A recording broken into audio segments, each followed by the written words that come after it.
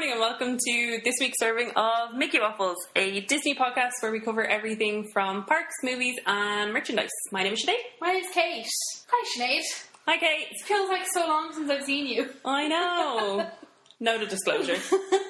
We are recording this episode immediately after the last episode you should have hopefully heard.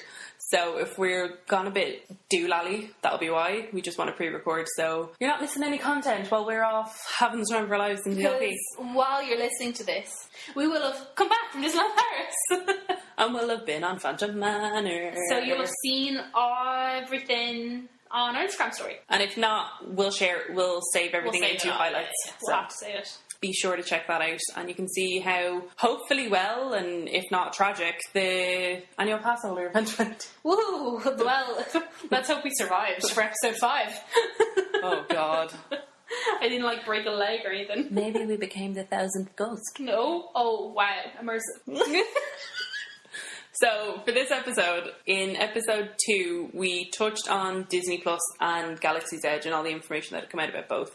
And we said that we would have them in a separate episode. Well, now is that time. Oh, will there be no Kazoo because they're no news? Or is this all news? I don't know, Kate. Is this news? What I've done for our own sanity. So, Disney had a shareholders meeting where they announced Disney Plus. It was a few weeks ago, we're well aware of this. But they sent out an absolute Twitter storm. It's like a English paper 2 assignment. Honestly, they were just throwing out stuff left, right and centre. So I've typed them all up. Some of them we'll just kind of mention. Some of them we might want to talk about a little bit more. But everything that they've announced so far for Disney Plus we'll go through. And then I finally watched the Galaxy's Edge panel from Star Wars Celebration. I did not. It was a really interesting panel, and I really enjoyed it. I love Olaf. However, it just further confirmed how much I cannot stand Josh Gad. Oh, I really like Josh Gad. Well, I like Olaf. You'd hate him in this. Maybe I and again, you like Olaf because you didn't work in Disney when Frozen came out. Yeah, I know. I was there for the relaunch, but I feel like... yeah. Kill me now. But anyways. I'll never forget when we did that. Sorry, just a quick aside. I'll never forget when that Frozen relaunch happened.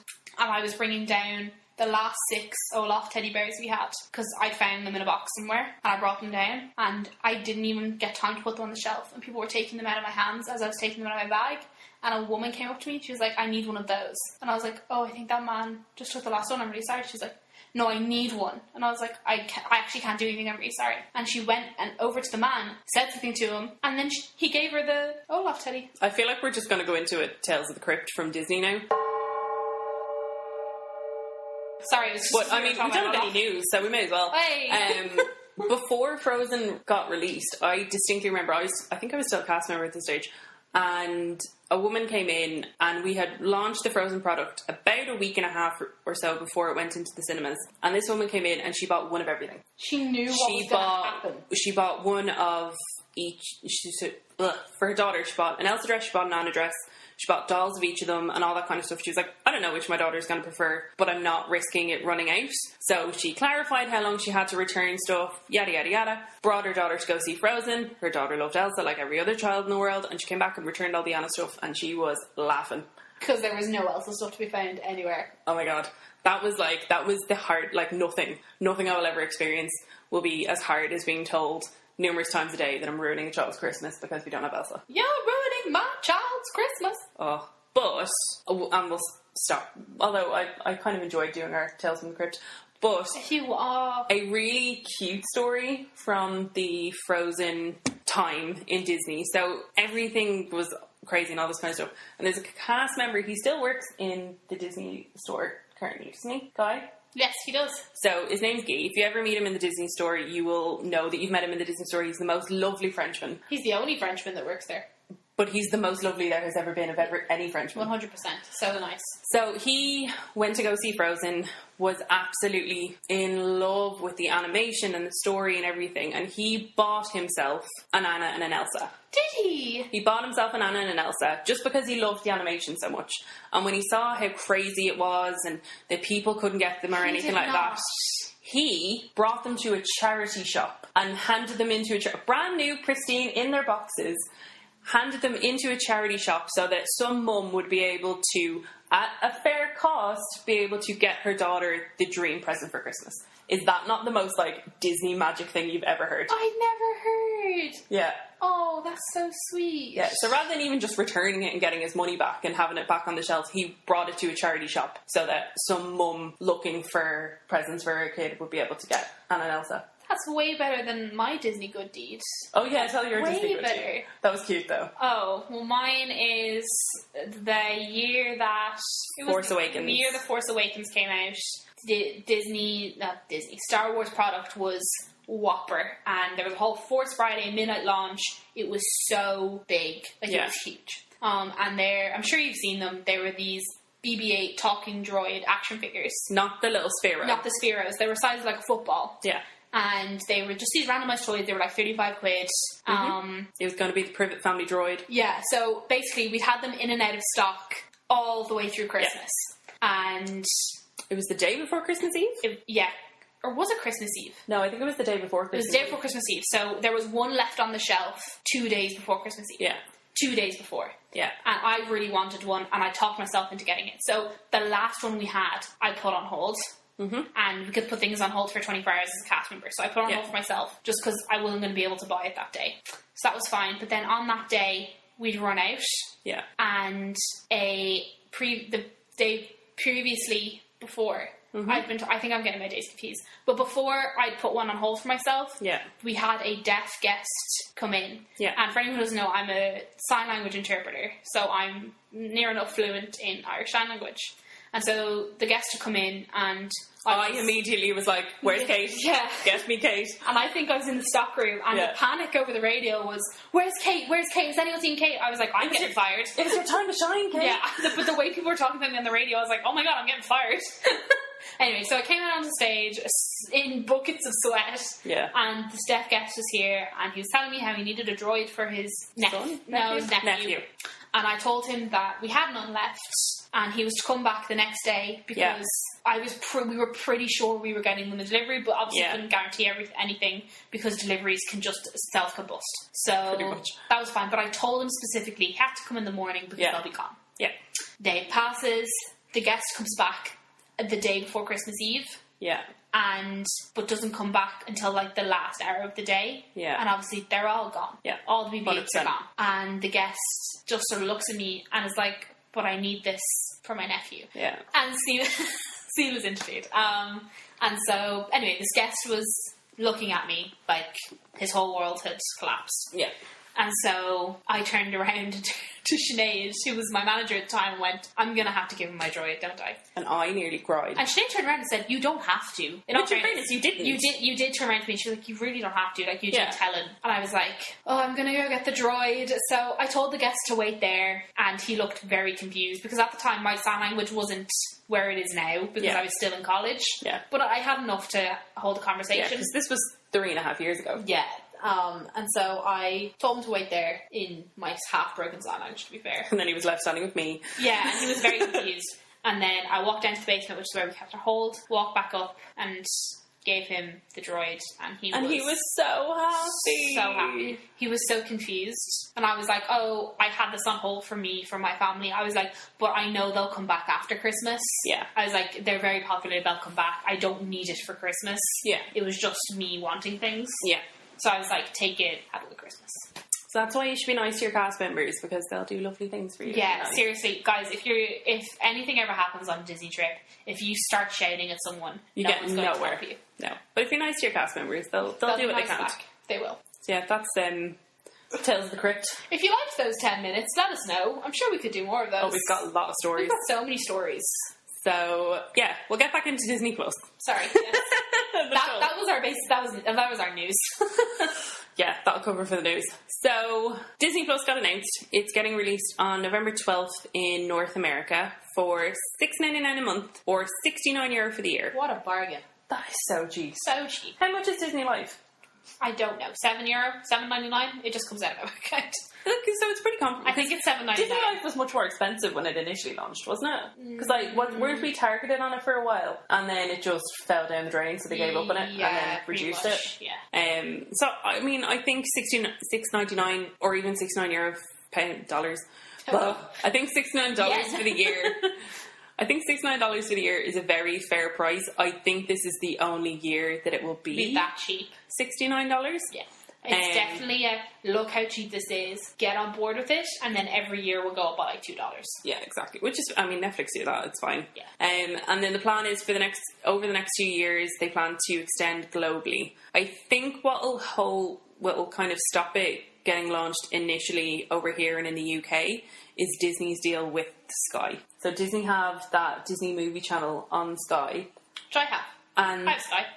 I don't have Sky, but I think that deal is running. I think it's due to end the end of next year, but because Sky has been bought over by Comcast, who own Universal, I can't see them letting Disney out of this contract early. No, and I don't think Disney really care. No. Like, they can keep Disney Life going. It means they can iron out the issues and whatnot and get the whatever set up to have everything available over here. So yeah, it won't be a massive thing. Like, Disney will just take it as it comes. Exactly. People are still paying for, like, I'm sure some people pay for Sky Movies just to have the Sky Disney channel. Yeah. And you have all those Disney movies on demand. Like, you can download them wherever you want. Mm-hmm. And if you have Sky Go, you can download them on your device. So, like, people, it's not a huge thing. Like, yes, it will come to the UK and Ireland slightly later. Yeah. But we do have Disney Life to, like, sort of tie us over. Like, if you are in urgent need of immediate Disney content, I think you have Disney Life. Yeah, see, I think the only things I can see listed here that have me really intrigued are all of the original stuff that's getting released for it. So I think it'll frustrate me not being able to see, for instance, the Star Wars shows until potentially 2021. Yeah, but true. Yeah. We'll live. Yeah, and first world problems. Yeah, ultimately. So shall we go through? We go through what's available day one, and then we'll go back through everything else. That's a good idea. Yeah. Okay. So day one release. So everything that will be on Disney Plus from the first day, 12th of November. Yes. The first thing is the entire Signature collection. Yeah. Which we've Googled because I didn't know what it was. Neither did I. And it's basically all the Diamond releases and all that kind of stuff. Yeah. It is Snow White, Beauty and the Beast, Pinocchio, Bambi, The Lion King, Lady and the Tramp, Peter Pan, The Little Mermaid, and Cinderella. So a lot of the kind of the big ones, the big hitters. But basically what Disney Plus will do is, I think in the States, even up until now, the Disney Vault has still been in place. And if you don't know what the Disney Vault is, Disney had a schedule of when certain classic movies would get released. So say for 2014 it was Sleeping Beauty. So that would mean that Sleeping Beauty would be released on DVD and out in print for that year. And after that it would go into the Disney Vault and you wouldn't see it again for up to 7 years. I understand why they were doing it from a kind of supply and demand type thing, but when you're a cast member and a mom has come in and all her daughter wants is a Cinderella DVD, and all you can tell her is, that'll be available in 2016. Yeah. Especially in the age that we're in now where everything is available all of the time, it was ridiculous. No, we don't sell DVDs anymore, so...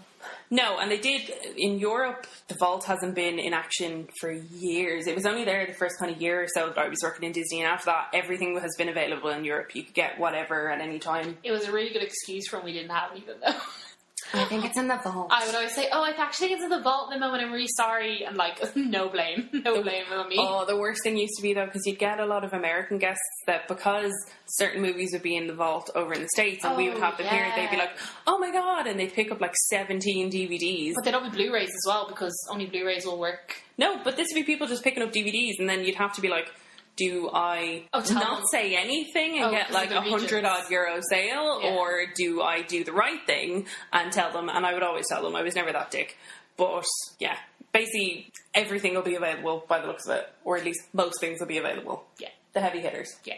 Another thing that will be available from day one, Captain Marvel. I love Captain Marvel. I loved Captain Marvel. I really enjoyed it. We know you like Captain America, which I know is what you were going to say there. My fave. But no, I loved Captain Marvel. I thought it was a really great movie. I love Goose. Yeah, me too. I have a Goose t-shirt. I love Goose. He's so cute. Yeah. Love Flurkin. Then after Captain Marvel, all the Pixar movies and all the animated shorts will also be available. I'm so excited. What's your favourite Pixar short? The Blue Umbrella. La Luna is mine. Easily the Blue Umbrella. I love La Luna. It's so pretty. Yeah. Do you know why I like Blue Umbrella is because it is so realistic. True. Like, it looks like there's some scenes in it where I'm like, wait, is this real? Yeah. I love the Blue Umbrella and the song in it as well. Makes me It's emotional. cute. It's very cute. Another Pixar short that will be available is a brand new one called Forky Asks a Question, which will be a series of shorts. They haven't given much more information on it. They're really pushing this Forky character. Maybe I hope it's not BB9E. Yeah. Do you know what I mean? Yeah. Like the BB9E of Toy Story 4. If anyone doesn't, I'm sure you know what I mean. Like, BB9E was pushed really hard in merchandising, and then BB9E was in the movie for probably half a second. 2.5 seconds. Although sometimes that works for a character. Pua. Again, also Pua. Pua was pushed extremely hard. I think Pua is a bit cuter though. Than BB9E. Yeah. But I feel like Forky's going to be a main character in Toy Story 4. I guess we'll find out. Yeah, we will. If anyone is listening that works in Walt Disney Ireland, we'd love to see Toy Story 4. Let us know. But yeah, I'm sure Forky's going to be real cute. I already love Forky, really. He looks very adorable. I'll see how I feel about him. Okay. Also, the Mandalorian. It is the Mandalorian, isn't it? Yeah, Mandalorian. I've spelled that wrong. Yeah, the Mandalorian, which is the first ever Star Wars live action series, like TV series, I guess. Super will also be available pumped. from day one. Any and all Star Wars content I can get, I'll happily have it. Although I'd never watched Star Wars Rebels. I watched the bits that used to be on loop in the basement. But It's quite good. I feel like staying in the basement for half your life actually ruins Star Wars Rebels for you. Yeah. It's actually not that bad. It's actually pretty good. I mean, it's not live action. It's animated, but it's better than those Clone Wars ones. Yeah, fair. Which will also be available eventually. The extensive Disney movie library, including Mary Poppins. It doesn't specify which Mary Poppins, but they did specify that it was the live action Alice in Wonderland. Like that is going to encourage anyone. What a bad movie. Movies. Oh yeah. Multiple movies, Kate. There was sequels to that. Do you know what? I've actually seen the sequel. I haven't. I didn't It's bother. bad. It's really bad. I didn't bother. Speaking of live action. Live action Lady and the Tramp. Are they making this just for Disney Plus? Yeah, I don't think that's gone into the cinemas. I think that's a straight to streaming. I mean, I like doggos. True. Same. So I'm all up for a movie with real doggos in it. Very true. But I mean, is it necessary? Put your money somewhere else. Think of something original. Like, you have thought of original things. You've shown you can. Because there's loads of original things coming up on Disney Plus. Yeah. I mean, I don't know. I guess we'll see. It could be cute. Yeah. More than 250 hours of National Geographic content, including Free Solo. What's Free Solo? I don't know. I presume it's not about Han Solo. No. I don't know what it is, but I'm sure it'll be great. Do you know what? I think it's really good that they have it here. Obviously, because Disney own National Geographic. Yeah. And they can put it out. But I think it's nice to have it there as well, because it might push kids to randomly click on it. 100%. And get a bit of knowledge into them. Yeah. Which I think is good. I like National Geographic. Yeah. They're pretty. The World According to Jeff Goldblum. I'm so excited. This is going to be great. Oh, Who doesn't love Jeff Goldblum? Fools. Fools are surely the only people that don't love Jeff Goldblum. I'm so excited for this. I think it's going to be great. Yeah, it's going to be really good. Because any of the Disney nature things are great anyways. Yeah. So I think this will be super cool. We're getting 5,000 episodes of Disney Channel shows and 100 DCOMs from launch. If these 100 DCOMs don't include all 4 Halloween Towns, I'm gonna be pissed. Nah, there is. It's definitely gonna be all Halloween Towns. Oh, I hope Twitches is on there. I don't think I've ever seen Twitches. Twitches is based on Halloween. Is it? Yeah. Maybe I have seen it. Twitches. Witches. Yeah, Twin witches. Twitches. Sabrina the Teenage Witch wasn't always set at Halloween. Yeah, but this is. Fair. Twitches and Twitches too. And then 5,000 episodes of Disney Channel shows. So we're talking Lizzie McGuire, we're talking Kim Possible, we're talking Sweet Life on Deck and Sweet Life of Zack and Cody. Cool. Let me just list all the other Disney Channel shows. Yeah, it'll be good. Everyone loves a bit of nostalgia. Yeah. And I'd say they're going to have up the newer shows like Ali and AJ and yeah, probably all those shows that I don't know the name of because I haven't watched Disney Channel in a while. Yeah. The Lodge. Man, let's hope The Lodge is on there. I have no idea what you're talking about. I can't remember. Violetta. The most up-to-date Disney Channel thing I know of is Descendants. Descendants 3. Do you think Descendants 3 is going to be on there? Probably. Descendants 3 comes out this Halloween. Does it? Yes. I've still not seen Descendants 2. Guys, shame. For shame. I've seen Descendants 1, I think. I've seen most of it. I don't know if I've seen all of it. Tell me if you prefer Descendants or Descendants 2. We'll put it up on Instagram. Or Halloween Town. No. And the best news of all is... Well, it's your go, but okay. Oh, sorry. The best news of all is that The Simpsons will be exclusive to Disney Plus and will be available from day one. I feel weird. It feels weird. I have to say, though, the way they did it, that little video that they posted on that was Instagram, so funny. That was, and the way Maggie was, like, splatting the pixie dust, like, mirroring to a T Tinkerbell in the original Disneyland shows. Oh my god, it was great. It was so fucking funny. It's like, and when Dumbo falls on top of Homer... Like, Disney are fully aware of what they're doing. They know what they're doing. They're not stupid. But, yeah. Like, I love The Simpsons. I very much grew up on The Simpsons. So did I, but I couldn't tell you the last time I saw anything to do with The Simpsons. Yeah, because... Obviously, I found that, let's say with a lot of people around our age, that we don't watch a lot of TV anymore. Like, actual TV. Like, I watch a lot of Netflix and watch a YouTube. Yeah. There's very few TV programs I watch. Sure. But before Netflix and YouTube was a big part of my life, I used to always just watch The Simpsons on Sky One. See, Friends was my version of that. I'd always watch Friends. I also watch Friends, but dream. I watched The Simpsons more heavily. Okay. And I used to have a DVD of a really old series of The Simpsons, like the 3rd or 4th series. Okay. And I'd watch it on repeat, because it was like the only DVD I had for my portable DVD player. Cute. Yeah. So yeah, I think I'm quite excited. It feels weird that it's a proper acknowledgement. It's also like I can Disney actually own The Simpsons. I can actually tell you the last like Simpsons thing I encountered was the Simpsons ride in Universal. Oh. And I think there was a limit. Like I think there was an expiry date on the contract that Comcast had with Fox. So I'm intrigued to see if they pay. What's gonna happen? Because like obviously with Marvel there was a clear divide. There was a clear divide. Anything one side of the Mississippi can have Marvel, the other side of the Mississippi can't. Yada yada yada. We all know that. But this was years ago. Like this wasn't ever an intentional thing. So I don't understand. I don't know what Comcast are going to do. I don't know whether they're just going to not want to take the hit and not want to have to pay Disney for it, and they'll just re-theme the area. I don't know. But they're going to have to keep it, aren't they? They're going to have to keep it. I don't think they can get rid of it. I mean, they could re-theme it. I don't know. Does that mean that they should just get rid of all of it and make it a classic monsters area? That'd be great. Shut up, Sinead. I know a lot of people that would agree with me. Yeah, no, that would actually be pretty cool. Does that mean that...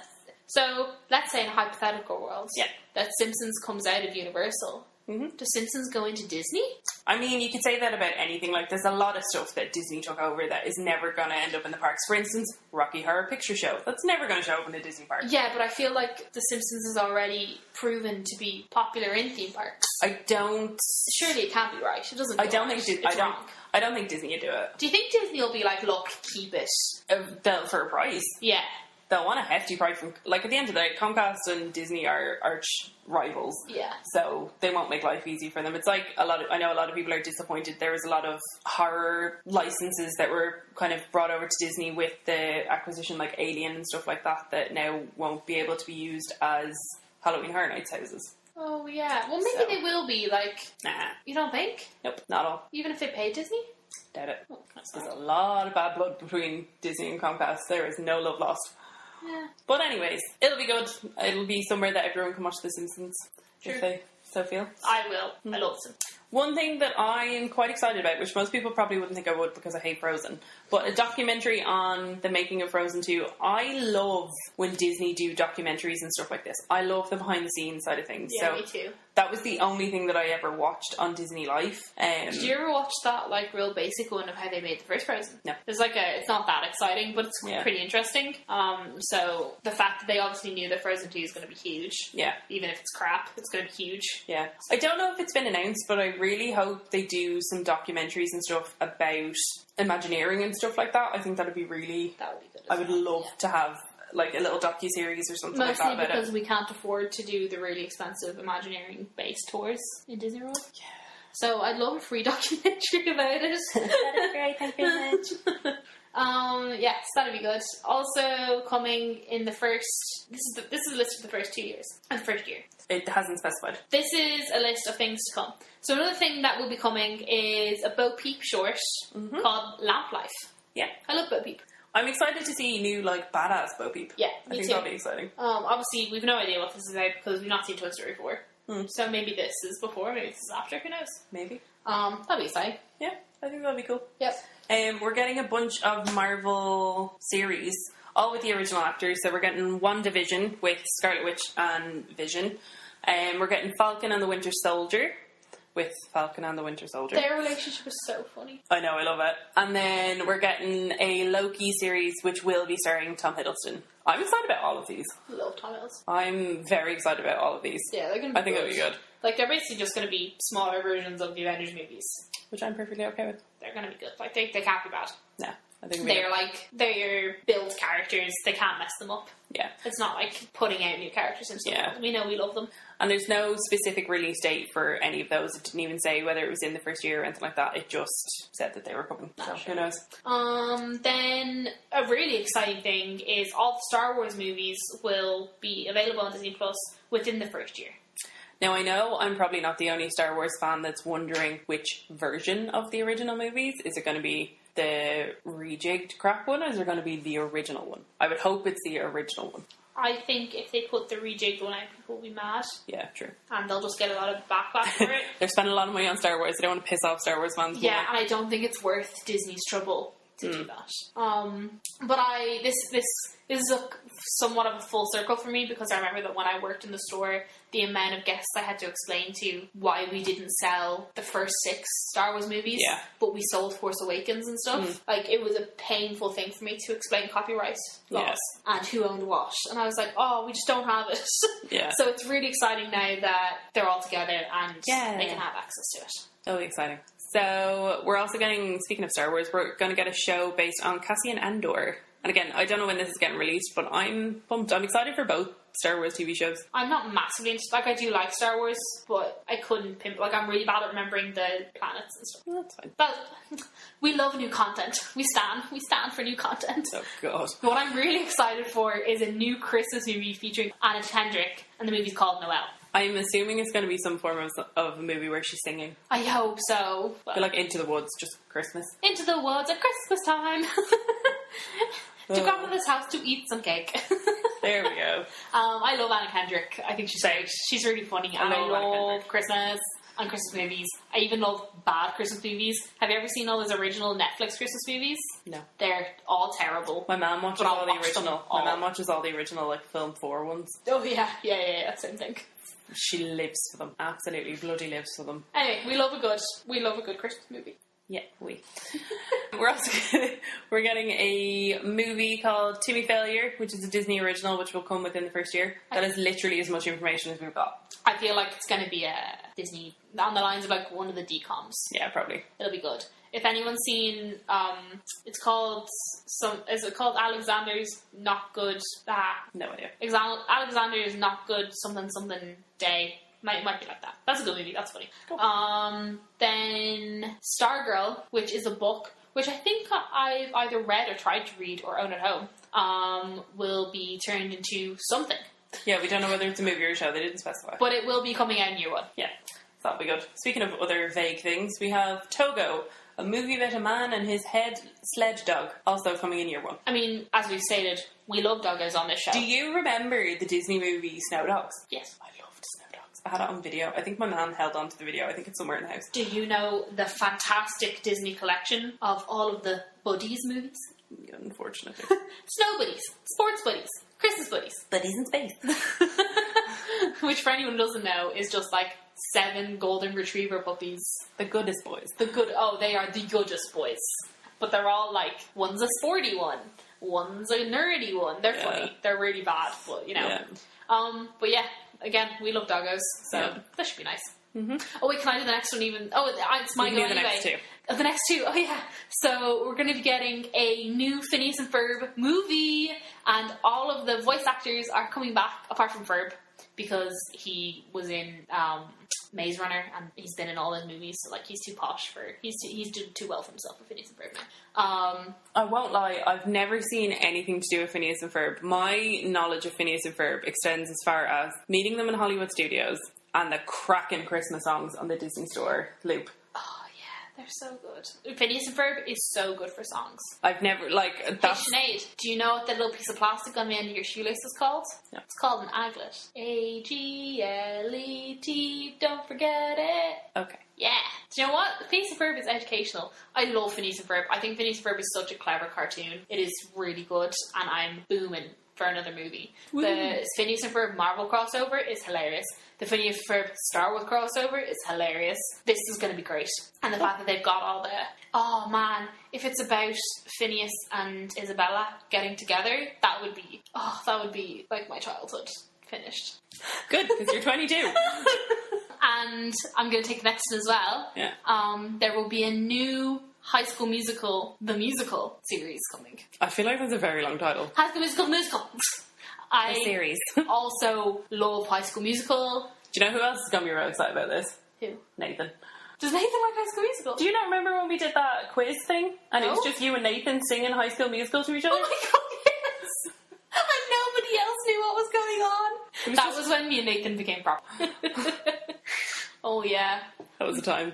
It's okay, Nathan. Me and you will binge watch. No one else needs to know. Oh. Right. It's okay, Nathan. You'll know. We'll know. So yeah. And then they've also announced that The Sound of Music, Malcolm in the Middle, and other titles that they've acquired from Fox will also be Cool. available on it. Sure, why Great. not? And then within the first year, there will be 7,500 episodes of Disney content and over 500 movies, which is intense. It is going to be a whopper content It's going service. to be mammoth. Like, it's not going to take over Netflix, obviously. Like, Netflix isn't going to disappear. No. But it's... Like, I'm pretty happy. Like, we've seen discussions about this online. This isn't a new topic by any means. But, first of all, I don't pay for Netflix. Do you not? No, my mom pays for Netflix. Oh. But I pay for my Disney Life. Okay. But I'll happily, when my mom eventually takes my Netflix away from me, I'll happily pay for Netflix and Disney Plus. Yeah. Easily. Fair. I played for Amazon Prime for a while. Oh no, that's crap. No, it's awful. I think Breffney has it just for the Grand Tour. So if there is ever anything on Amazon that I'm desperate to watch, I can just use his, but meh. Also, that's ended now. That got pulled. Yeah. So now he doesn't need it at all. You find out Breffney, I'll hang on to it anyways. Love you, Brad. So yeah, that's everything from Disney Plus. Disney Plus that's been It's announced so basically far. just a big list of things. Yeah, they sent out a massive just But hopefully one of trail them tickled your fancy. Yeah. What are got you most excited for? Honestly, the Phineas and Ferb movie. Okay. I was really not upset when Phineas and Ferb ended. Like, it was a good time to end it. Yeah. But I never watched. The creators of Phineas and Ferb then started making a different animated show called Miles Murphy, Okay. which I think is about like Murphy's Laws, basically. Do you know Murphy's Okay. Laws? Yeah. And that's what the whole Premise of the show is? The whole premise is like, oh, this Okay. thing happened, so this thing happened. And I never really got into Miles Murphy, Okay. I think is what it's called. Or it's called Murphy's Laws, I can't remember. But that's where the creators of Phineas and Ferb, they went to go do this, because they're obviously like, look, we can move on to something new now. Yeah. But I love Phineas and Ferb. And I know my brother likes Phineas and Ferb as well, so Okay. I'm very excited for it. What about you? The Star Wars shows. Yeah, no, I'm not surprised. Super excited for the Star Wars shows. I'm also very excited at the prospect of being able to show people Halloween Town in like actual crispness, because at the minute I have a copy that I downloaded from the internet years ago. Oh, really? Yeah. That's what I showed you and Amy with. Oh, Halloween Town's great. Oh, I love it so much. So yeah, that's everything from Disney Plus. So the next mammoth task is Star Wars Galaxy's Edge. Yes, so Star Wars Galaxy Edge will be coming to Walt Disney World and Disneyland Resort. Yeah. This coming month. Yeah. Very soon, very soon. Disneyland Resorts one is opening in like just over a month. That's insane. Isn't it? It's mental. And then Walt Disney World, it's August 29th. Do you think Disney World is bigger? I don't know. I would imagine it's potentially a little bit bigger, but I actually don't know. I'm excited. Yeah, I'm super pumped. I won't be going for a good few years. I'm hopefully going to get to see Disneyland's one next year. I won't be going for a good few years, but I'm excited. Vicariously through me. I'm excited to see all the YouTube videos about it. Yeah, I'm super pumped. So yesterday, Disneyland Resort, so they released that guests will have to book, you don't have to pay for it, but guests will have to book a time slot to be able to visit Galaxy's Edge. So, which is extremely clever. Oh, 100%. It means people aren't spending an entire park day queuing for it. It's going to be rammed. Oh, yeah. You're going to have every single person in the world in Galaxy's Edge. Yeah. So I think it's very clever that they've anticipated this. They've obviously learnt. It's good. They learned from Pandora. They've learned from Pandora and partially, I'd say, from Toy Story Land. Not anywhere near as much as from Pandora, obviously. But they've learned that, like, as soon as something new comes. Yeah. And obviously, Disney has exploded in popularity. And I'd say the past 5 years. Yeah. Like, it's cool to like Disney now. Yeah. Same way, like, you used to get beat up for being a nerd. Like, being a nerd is cool now and board games are in. Same thing with Disney. Yeah. So, everyone and their granny's going to Disneyland. I think it's a way of ensuring guest satisfaction, because I can guarantee you those first couple of days, those first few weeks, like, I queued for 5 hours and then the ride broke down. Do you know what I mean? Whereas if everybody has 4 hours, there's only so many people they're going to let in. Now, they haven't said what the capacity is for those 4 hour time slots, or how they're going to do it. But guests who've booked into the Disneyland Hotel, so the Grand Californian, the Disneyland Hotel, and Pixar Place, is that what it's called? I don't know. I'm sorry. I can't remember what the other one's called. But the 3 Disneyland hotels in California were emailed over a 4 hour time slot. So the example that you sent me over was someone was given between 8 and 12 on this date, and that was their time slot to go visit Galaxy's Edge. So over the next few days, the next kind of week or so, I would imagine that anybody with a hotel booking is going to be assigned their time slot. Yeah. And then from May 2nd, it's being opened to non-hotel guests, which I think is entirely fair. Yeah, those hotels in Disneyland are expensive because there's so few of them. Yeah, they're so expensive. And they're so close. Yeah. So I think that's fair. I can see people being annoyed about this because I'm sure some people are going to be like, well, I planned my trip to just go to Galaxy's Edge, and I came for 3 days, and I just want to go to Galaxy's Edge. At the end. And now can I go for 4 hours? And But let's be real, guys. We're all about the fairness here. Exactly. We want everybody to enjoy Galaxy's Edge. Plus, would you Don't be selfish. Plus, they haven't said that you can't book more than one slot. It's just, I think you have to have one to experience it at all. But it means that you're not spending however much money to get into the park and then spending the entire day waiting in a queue to go on Smuggler's Run. Yeah, pretty much. I think it's fair. I think it's good. It's probably not going to be this way forever. Yeah. But I think it's a really good thing for them to at least try. Exactly. And I think it probably is mainly to test out if it's a viable option for Florida, because Florida is going to be the horrendous one. Yeah. Let's call a spade here. Yeah, pretty much. That's pretty much it. I watched That's it about Galaxy's Edge, bye. So I watched the Galaxy's Edge panel.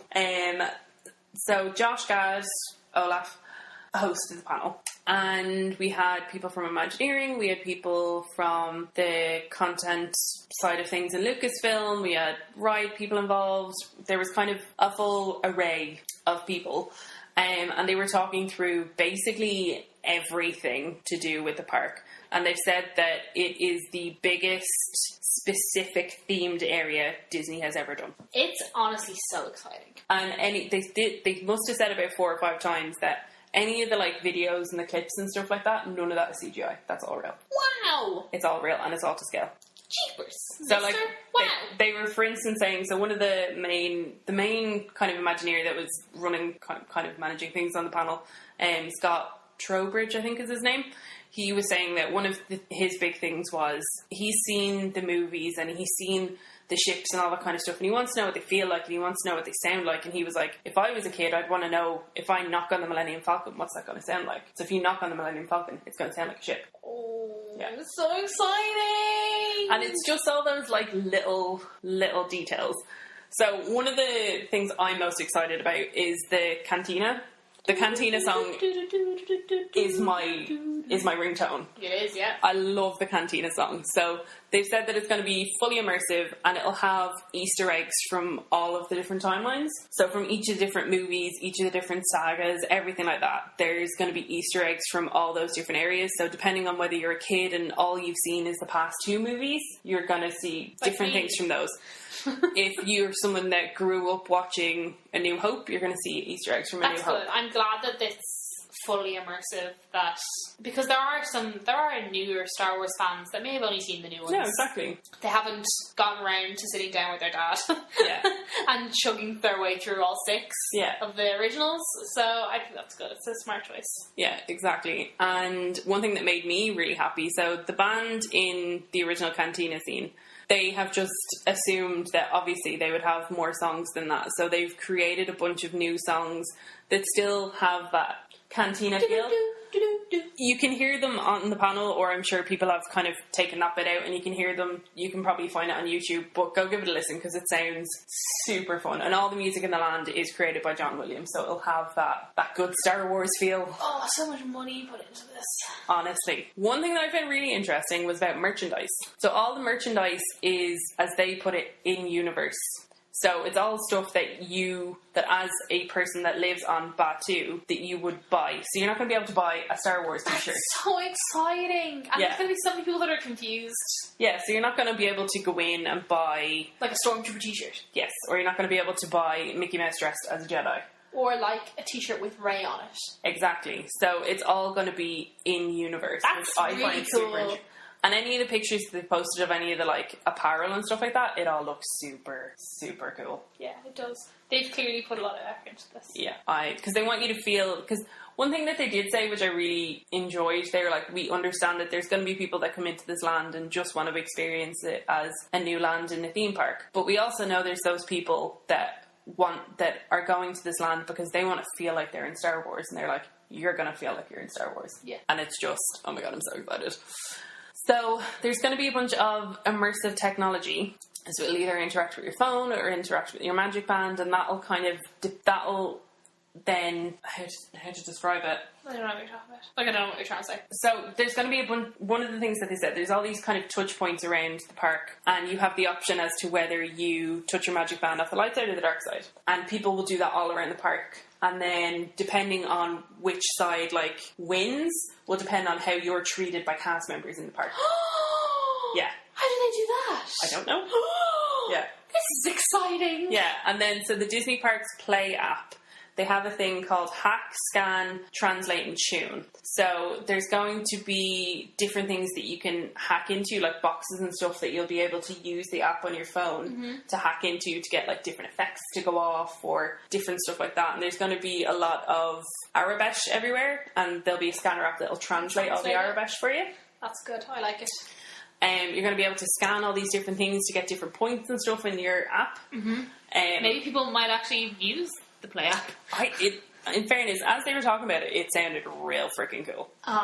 It's good. Obviously I've never been to Disney World or Disneyland Resort, but I've heard that people don't like the Park Play app necessarily, or it drains their battery and isn't actually that fun. Yeah, but if you're a kid, that'd be super fun. Yeah. To just be able to kind of run around and find all these different hidden things, and it's like a scavenger hunt using your phone. Great. Yeah, and I like interactive Magic Band stuff. Me too. When you've got special noises for things. Exactly. And because not everyone's going to have a Magic Band, are they? But everyone's going to have most people have a Magic Band. 99% of the people there are going to have Magic Bands, so you won't even if you're actively not carrying your Magic Band, you don't want to experience any of that stuff, so that's your own stuff. That's your own prerogative. Yeah, true. So Rex from the original Star Tours makes his triumphant return as DJ Rex in the Cantina. I saw Rex and was like, Toy Story. No, so Rex was originally in Star Tours. He was the pilot, so before C-3PO was in there. That's who Rex is. So he is now going to be the DJ in the Cantina, which a lot of people are really excited to get to see this character again, and that they're using someone that was purposely made for the parks, and he's making his fabulous return to the parks. That's exciting. Very exciting. The main thing I'm really excited about is the big ride that's going to be in Galaxy's Edge, which is called Millennium Falcon Smuggler's Run. I'm so excited about this. It's going to be amazing. Have you watched the trailer for it? No. I think we have lots of time. Let me find it for you. So basically you're going to go in teams of 6 and you're going to fly the Millennium Falcon. So there's going to be 2 pilots, 2 engineers and 2 gunners. So it is Soarin' meets Flight of Passage meets that other ride that has pilots and stuff in it. But every single ride is going to be different. So depending on how good your pilots are will depend on how good your engineers need to be, and how precise your gunners are will depend. And if you wreck the Millennium Falcon, that's going to depend on how the cast members treat you. So every ride is going to be unique. This, I feel like, is so immersive that it can't work. Like, this is unbelievably immersive. Yeah. Like, you're going to have the most committed cast members. Yeah. So I'm going to play Kate the little trailer for Smuggler's Run. Oh, it's only 30 minutes. And this is all shot within the ride. Oh, it is. I was going to say, is this like the ride?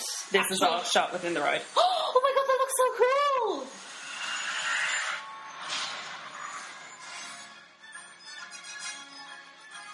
Oh wow. Yeah. So depending on how well your team works together will depend on how you do in That the ride. looks so cool.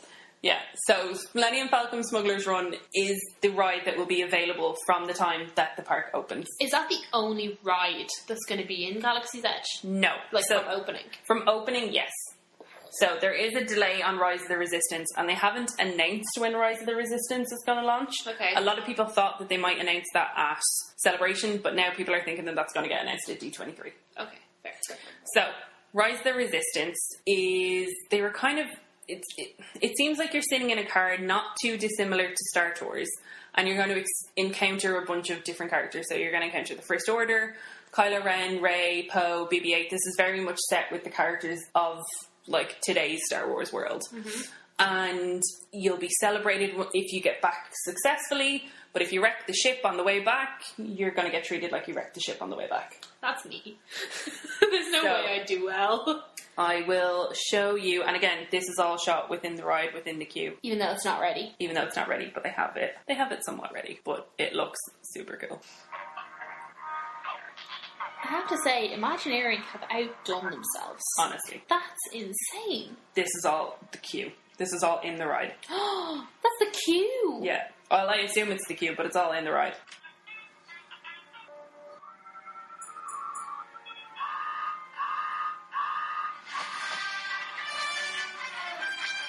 Oh. Man, I want to go. Right? This is going to be so cool. Like, to be honest, I knew Galaxy's Edge was going to be cool. Yeah. But I'd never really felt the hype for it. You should watch that panel. It's about half an hour, 45 minutes long, but it's, oh my god, it's so good. You should have seen me last night. I was beaming from ear to ear. I think it's interesting that Smuggler's Run is going to be the only actual ride that's available when the park opens. Yeah. I think having that booking slot is extremely important. Oh, big time. Because I guess it sort of guarantees that you're going to get to ride Smuggler's Run. Yeah, I would assume so. Because I presume they've figured out a way how of many doing people it, yeah. they can have in a queue, that everyone gets to go on it. Yeah. And I actually think it's really clever because I know that there's people that still haven't ridden, like people who live in Florida that still haven't ridden Flight of Passage because they can't get a fast pass for it, and they're not going to queue for 4 hours. Yeah. So I think it's extremely clever. I like it. I think it also staggers, so there'll be the people that want to see it from day one regardless, but then you'll also have the people that would rather wait and see everything all together. Yeah, that's so true. It kind of staggers it a little bit, but we only have a little bit of information about Rise of the Resistance because it is that bit delayed. We don't know how delayed it is, but I wonder why it's delayed. Whenever know. things are delayed, it always makes me think, like, do you think it's like a mechanical issue? Do you think maybe they just wanted to wait and get it just right? Yeah. It always interests me when things take Disney a little bit longer. I always like to think, what? Yeah. So the kind of like marketplace in Batu is called Black Spire Outpost, and it's being written into a lot of Star Wars comic books and stuff like that. It is being incorporated into Star Wars canon. Oh, good. Which, with like content-wise and stuff like that. And they have... Disney were like, okay, we're making this new thing, so make it canon. Yeah. But, so, the kind of marketplace area, they've based it off the marketplaces in like Moroccan villages and stuff like that. So it's going to feel, as they said, it's going to feel very familiar looking, but it'll feel very Star Wars. So for instance, there'll be a lot of kind of what will look like outdoor food vendors. So I know one of them, it's a engine off a pod racer, but they're turning that into what looks like an oven for, as they said, and I quote, space meat. What's space meat? They didn't specifically say, but I wonder I guess if it's we'll like find Impossible Burger stuff. I would love it. That would be great. Give me an intergalactic Impossible Burger and I'll be happy. They must be. Oh. They're going to have to. So, Are again... they going to have fries in Galaxy's Edge? I don't know. Do they have fries? I know we're going to have blue and green milk. I'd love to try blue milk. What do you think it tastes like? I think it tastes like... Have you ever had those straws that have like the little chocolate balls in the inside? Do you know what I'm talking about? Yeah. So you can get these like pre-made straws in like €2 shop that have like these like chocolate balls or like vanilla balls in it, and you suck the milk up through the straw and it like changes the flavour. I think it's like sickly sweet like that, but I think it's thicker than regular milk, but not as thick as cream. Okay. That's exactly how I imagine blue milk. I'm very intrigued. They have said that there is a huge focus on having themed food and themed beverages and stuff, hence the Coke bottles, which I didn't realise every person that was at that panel got themselves a Arabesh Coke t-shirt. Oh, but that's cool. I thought they were going to say they got Coke bottles. I was like, fuck them. But yeah, so there's been a huge focus. So obviously they started this initially with Pandora and the different drinks and food and stuff in Pandora, so I'm intrigued. Now that I've seen, now that you've enlightened me onto how immersive Galaxy's Edge is, I think I'm now annoyed about the Coke thing. Oh, now you're annoyed? I think I am. Okay. Because we've just had a full list of everything, from not even having t-shirts that say Star Wars, but in rolls Coca-Cola. That definitely doesn't exist in Star Wars. Like, if we get to like when Galaxy's Edge opens and we see the food, and let's say there's like no chips or no fries, because I doubt they have fries in Star Wars. I don't even think you can get fries in Pandora.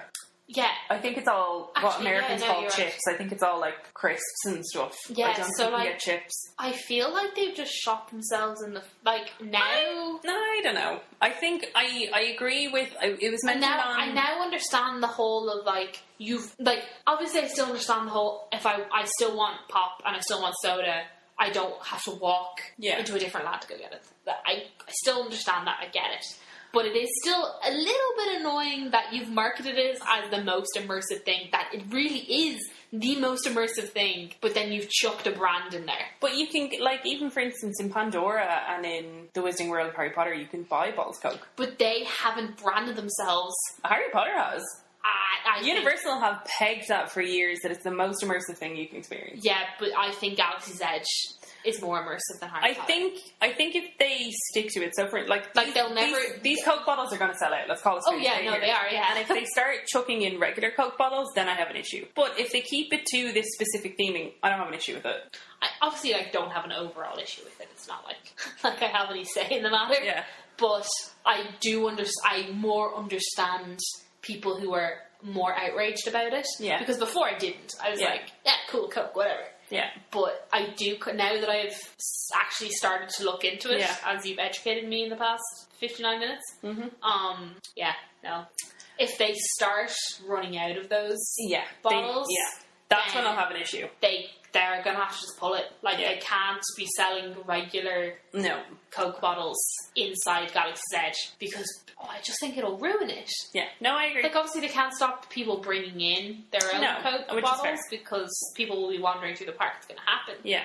But walking up to a stand that has them all on display and they're just regular Coke bottles, I agree. You're going to automatically, like, that be taken at the moment. I agree. But I think the ones that are in Arabesh and stuff, I don't have an issue with. I'd mentioned with the cantina that there's a lot of Easter eggs, but they kind of really stress that across the entire land there is like an obscene amount of Easter eggs. So much so that the VP of Lucasfilm was like, I could not believe the level of detail and the little like nuances and stuff that they managed to put in. He was like, there was stuff I didn't even realise that they put in until I was walking around and saw it. What? Yeah. And that's coming from the VP of Lucasfilm, like, he knows the shit. That's great. I'm super pumped. And the thing that I think most people are very excited for, I know both of our boyfriends are very excited about. It's the only thing I've been told. And I was like, yes, I get it, lightsaber. So, you'll be able to buy lightsabers, but you'll also be able to build lightsabers. So they've pegged it as the most sophisticated lightsaber that's been on the market ever. Do you think, I was talking to Ed about this, do you think it's going to be like Ollivander's in Harry Potter? like, you go through this thing and you're like, the lightsaber chooses the Jedi. I don't know if it'll be quite that level, but it won't be the way the, like, build your own flicky out lightsaber is now. I don't think, you know what I mean? I don't think it'll just be, here's a bucket of parts, build what you want. Yeah. I think you will have a bit more of an interaction with the cast member, or at least I hope that is the way it is. But they look pretty sweet, and I like the little belt holster. Got a belt holster? Yeah, there's like a little thing you can clip onto your belt, and you can like have your lightsaber like just hanging off your belt loop. So it's like they've really learned from Pandora. Oh yeah, it's like what are they the called? Banshee things. Banshees, yeah. Yeah. Everything is going to sell out. They're not going to have anything left. I would hope that they'd have learned from the other stuff. Like, at the end of the day, they're never going to have enough supply to meet the demand. No, they're just but not. I hope this has been going on for long enough. I hope they'll have planned for this as much as possible. Maybe they won't, though. Maybe Disney like it when things sell out. Oh, they definitely do. Like, that's their plan, obviously, for things to sell out. There's a fine line between having an amount of supply that it warrants demand and then just pissing off customers. Yeah, pretty much. It's like when Pandora opened... And you couldn't get the Banshees. You couldn't get the Banshees. And couldn't get the Banshees for ages. I remember Tim Tracker kept going back. No one cares. And he was like, they're still not here, they're still not here. And now no one cares. And now you can go into Pandora and there's tons of Banshees. And I don't think you have to go through the whole adoption thing anymore either. No. And there's cast members there like with 3 Banshees on their shoulders like, talk to me. Yeah. And then another thing that they announced at the start, they had Mark Hamill announce, is they're launching, so Disney and Lucasfilm have partnered with a company called First, and they're launching the Force for Change. So First does robotic competitions. So they go out to like schools and like disadvantaged areas, and they bring in engineers and stuff like that and get kids involved in the technological side of things and building robots and understanding that kind of thing so that they can, I don't know, go on and become an Imagineer or something like that, and it'll help bring change to their area. So it's a whole thing that Disney are investing a whole heck of money in. They had a couple alumni that have been through just the first side of things, but Disney and Lucasfilm have joined up with them to create Force for Change, which actually the whole like video trope for that was adorable. That's cute. Yeah. I love encouraging young people to be engineers. Yeah. Yeah. One of them was a Muslim girl, and she was saying that it was not something that she was ever kind of told that she could look into being technical or anything like that. And now, because she's been through this, and I think she gets a certificate or something like that at the end of it, she's now going and talking to other Muslim girls in her community about going into engineering and that kind of thing, and the careers available on that side of thing, and it's really nice to kind of see everything come full circle. Disney has pinpointed that, so that's exactly what they want you to see. 100%. This little Muslim girl who has been so disadvantaged now because of us, so we have given her this opportunity, and like obviously we're aware that Disney have like manufactured this to completely hit at your heartstrings, but they're not lying. No, like this is actually things that they're changing, and obviously the promotional videos they put out for them are always like very candy coated. Yeah, but they're definitely doing some good with this. Exactly, and had Mark Hamill's, that made me happy. Anything with Mark Hamill's good in our books. Yep. So that is pretty much everything for Galaxy's Edge. You seem extremely more pumped than when we first started having this conversation. Yeah, I don't know what it was. I actually think it was Smuggler's Run. I think it got me going. I didn't realise Smuggler's Run was as immersive as it is. Yeah. Because I've always wanted, what is that ride? Mission Space. Yeah.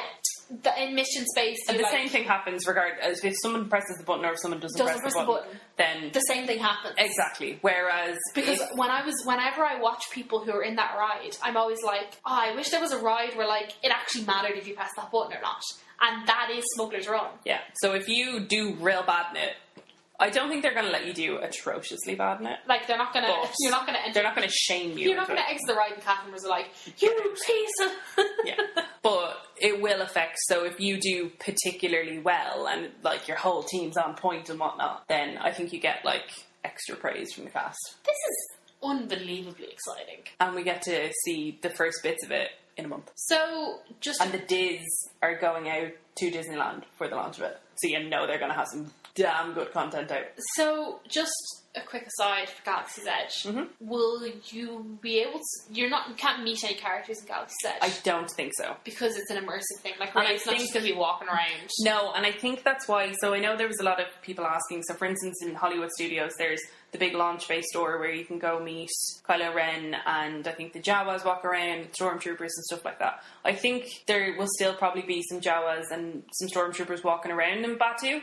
but there's not going to be designated meet and greets because why would there be? Yeah. Kylo Ren, if he visits a barren planet, isn't going to set up a meet and greet. No, he's going to... Do you know what I mean? Yeah, he's going to blow everything up. I would imagine that's probably why Launch Bay and Star Tours are being kept separate because they're not in the universe. Yeah, because while we were talking about this, I was like, why didn't they build this around Star Tours? But then I was like, wait, Star Tours isn't an immersive ride. Yeah. It's a Star Wars ride. Yeah. Yeah. Oh, this is way more exciting than I thought it was. I'm so excited. Once more of the information had started coming out about Galaxy's Edge, as I've mentioned about 15,000 times, I'm planning on going to California next year, but I've already mentally designated a day for Galaxy's Edge. If you're allowed in for a day. It'll be a year and a half open then. I would hope it would have calmed down a bit. Depends on when Rise of the Resistance launches. Yep. But I guess we'll see. I mean, you'll get to go regardless. Yeah. Whether for 4 hours or for a day. As long as I get to sit in the cantina and drink some blue milk. Yeah, I think I'll be happy. That was, because Star Wars Run's going to be the only ride on day one. Mm-hmm. They're going to really have to make sure that everything else is spot on because they're going to need to direct people to other things. Yeah, and I think that's why they've put in all these little things that you'll be able to experience through the Park Play app. There's going to be the cantina. I think there's another bar as well. Like, there's going to be places where you can go and you can experience things. So I'm super excited. Yeah, me too. So yeah, that was what was supposed to be a filler episode, but we still managed to get over an hour out of. How did we do this? Just a lot of Disney content. It's very keep exciting. Talking. It's just a lot of Disney content. It's very exciting, Kate. I know, yeah. So yeah, thanks for listening to this. Our next episode will be the next bunch of episodes will probably be just a slew of information about our Paris trip and all about Phantom Manor and Marvel season and when we're back next week, it'll definitely be a trip review. Yeah, be a nice little trip report. We'll cover the news that we missed, have a nice little trip review. We might have learned some things while we were there. We always learn new things when we go. We do. Like for tips and stuff. Mm-hmm. So because we're doing some things that we've never done before, we can throw in some tips and stuff for you as well. If there's anything you want to know or anything that you're not sure of that you think we might know, drop us a DM on Instagram. Yep. But yeah, back to regular scheduled entertainment next week. Woo! Thank you for listening. Good morning.